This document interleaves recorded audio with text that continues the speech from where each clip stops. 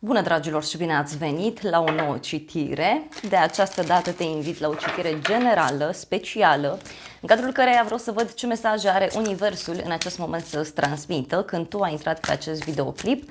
Mesajele sunt pentru următoarele 24 de ore din momentul în care tu vezi această citire.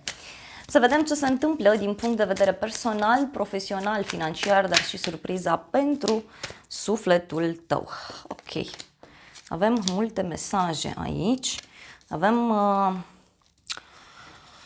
un rege de foc, o regină de aer și o regină de foc. Deci, parcă e o întâlnire între trei persoane. Regina de apă, 4 de spade. E ca și cum e un moment în care vrei liniște, vrei pace, vrei să stai acolo liniștit, tu cu sufletul tău. Simți nevoia de odihnă, simți nevoia să stai puțin tu cu tine. De asemenea, văd că ești foarte mult pus pe gânduri în legătură cu o situație în care te afli. Apoi avem regele de bâte, regina de aer și regina de foc. Din punct de vedere personal, pentru unii văd o legătură cu următoarele semne zodiacale: Leu, Berbec, Săgetător, Gemeni, Balanță, Vărsător. Deci este un rege și două regine, un bărbat și două femei, un grup de prieteni, un grup de oameni foarte drag ție. Hai să vedem despre ce este vorba. Sunt foarte curios aici. 8 de bâte, da? Deci aici e o comunicare foarte puternică. Poate să fie și o atracție, poate și eu ai niște discuții aici în legătură cu un cuplu. Poate să fie și o răceală într-o relație. Da? Avem 10 de cupe, 9 de bâte. Este o apăsare aici privind casa, privind familia. Fie relația asta nu se concretizează momentan, fie pentru unii este vorba despre o teamă pe care cineva o are în legătură cu familia, în legătură cu casa, și aici e clar că văd doi ași, un cavaler. Deci pe neașteptate aici se ia o hotărâre radicală, dragilor. O hotărâre radicală. Este o veste pe care o primești de la cineva anume.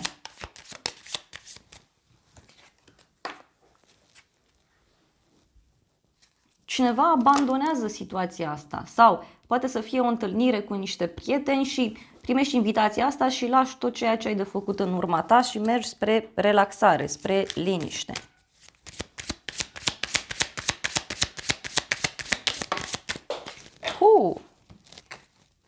Ce avem aici? 6 de cupe, 10 de bâte. Este o relație foarte veche care doare sau care pur și simplu durează de prea mult timp și este ca o apăsare destul de puternică pentru cineva anume.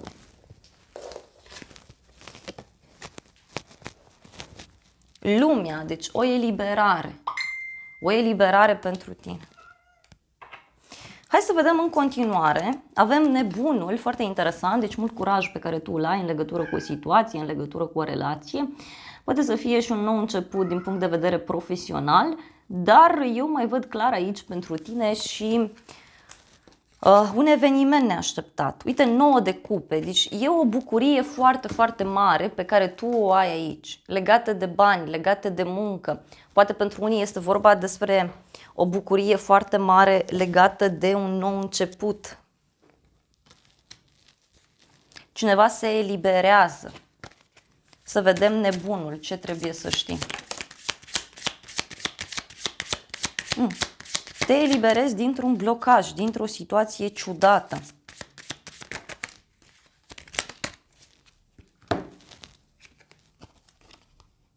Împărăteasa, da? Poate să fie ceva legat de o femeie, nu știu, cineva care are o obsesie aici, sau este un proiect, este o situație care te-a preocupat foarte mult și privința căreia poate primești un răspuns. Mai văd o legătură cu zodia Taur, zodia Balanță. În continuare avem aici puterea și 6 de bâte. Deci e clar aici o victorie foarte mare pentru tine. Un succes, devii o persoană cunoscută, devii o persoană bună, apreciată, iubită. De asemenea, poate să fie o veste foarte bună în legătură cu o pasiune pe care tu o ai. Asta se vede clar aici, da? Clar. Deci aici, dacă aștepți un răspuns, să știi că acesta este pozitiv. Cineva lasă în urmă o perioadă ciudată, aglomerată, tensionată. Să vedem surpriza, 4 de monede. Surpriza este că cineva nu vrea să dea drumul unei relații, unei situații. Surpriza poate să vină din partea unei persoane care este ușor încăpățânată. Cineva care este foarte concentrat pe planul material, pe bani. Apoi avem aici 7 de cupe, deci surpriza e că apar mai multe opțiuni. Apar mai multe opțiuni. Surpriza este o stare de bine, o stare de încredere totală în tine, o stare de liniște, de pace, aș zice eu. Hai să vedem, 4 de monede.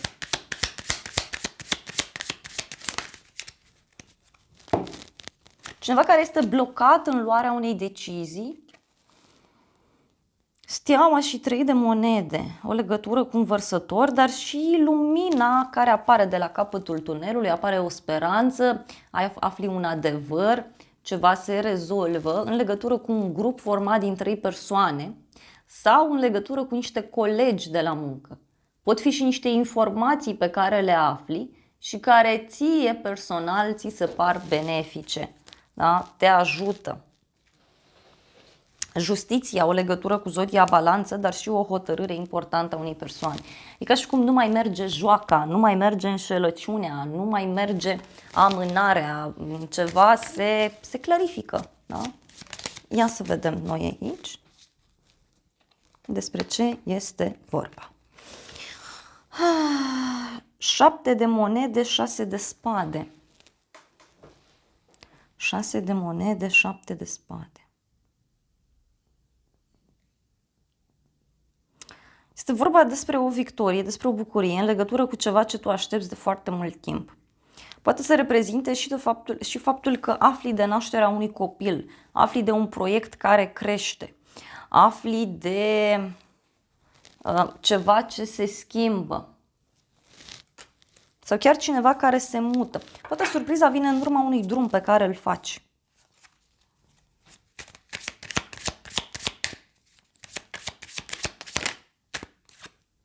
Doi de cupe, deci toată povestea asta să știi că are legătură cu o relație.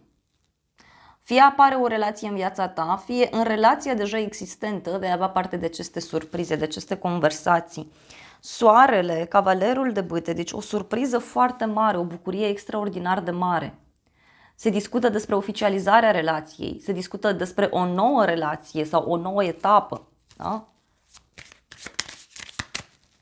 Împăratul și toată povestea asta are legătură, să știi, cu o parte masculină. Deci partea masculină din situația asta e atitudine. Știe ce vrea. Am acum un oracol special, mesajele iubirii. Să vedem mesaje pentru tine. Ce mesaje? Te-am văzut și am simțit că nu ai despărut nicio secundă din inima mea.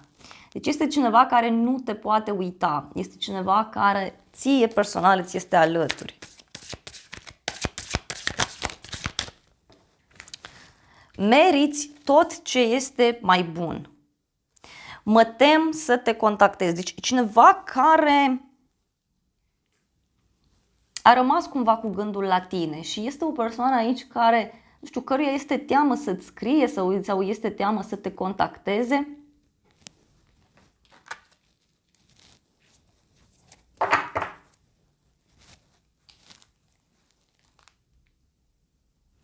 Treaba asta a devenit prea mult pentru mine, pentru noi. Deci cineva consideră că totuși situația e destul de avansată și cumva e prea mult de dus.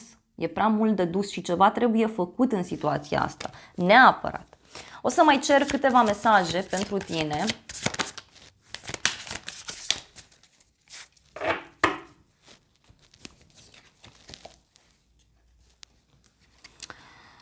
Cineva mai spune că, sau tot aceeași persoană poate să fie, nu mai ești o prioritate pentru mine, încerc să mă pun pe primul loc. Da? Cineva vrea să se pună aici pe primul loc, poate ești tu, poate e persoana de lângă tine. Și de asemenea, cineva zice, simt că m-ai uitat și asta doare foarte tare.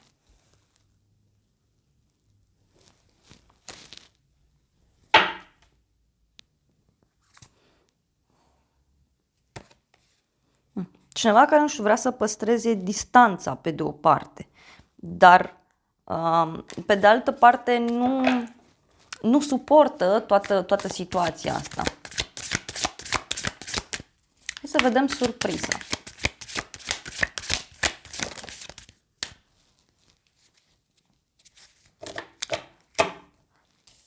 Surpriza este că, uite, e ca și cum cineva din trecut îți dezvăluie ceva. Îmi amintesc toate detaliile, nu o să știi niciodată cât m-a durut. Deci cineva aici își amintește de niște lucruri din trecut. Iartă-mă, cică.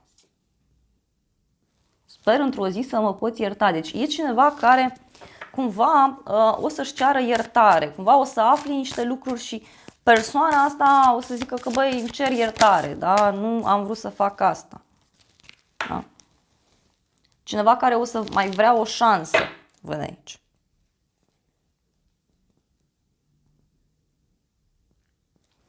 Da? Și cineva care zice, mai dă-mi o șansă că niciodată nu mă voi putea ierta pentru că te-am pierdut. Hai să vedem și tarotul meu ce zice cu povestea asta. Ia uite, o dragoste sinceră, o veste bună și o surpriză. Deci aici tu ai o surpriză în dragoste. E clar, surpriza ține de dragoste, surpriza ține de viața ta personală, poate cineva nou care apare sau cineva care se întoarce de prin trecut. Că e posibil și asta, uite, cineva care face un drum către tine sau cineva care te invită undeva la un drum lung, un drum scump, un drum îndepărtat. Dragilor, acestea au fost previziunile pentru voi de această dată. Eu îți mulțumesc pentru atenție, te îmbrățișez cu drag, îți mulțumesc că mi-ai stat alături până la final și să ne revedem cu bine și data viitoare. Eu îți doresc să ai parte de o zi sau de o seară cât mai frumoasă și nu uita de aplicația Cristina Zurba, disponibilă atât pe iPhone cât și pe Android. Te invit cu mare, mare drag acolo. Și mai simt nevoia să mai iau o carte, deci dacă ai stat alături de mine până la final, uite, ai un bonus din partea mea. Mai vreau eu niște mesaje. Da, ceva se clarifică, cineva ia o decizie, dragilor, aici. Cineva ia o decizie foarte importantă. Avem stabilitate, creștere. Și aici niște mesaje pe care le primești de la o femeie matură sau o femeie supărată, cineva care trece printr-un moment de schimbări în viața sa. Este vorba despre o femeie care fie are pe cineva, deci poate să fie o prietenă, da? Cineva care e căsătorit, da? O prietenă de-a ta și vine și îți dă niște sfaturi sau vine și îți povestește despre ceva, dar văd aici niște mesaje surpriză pe care le ai. Da?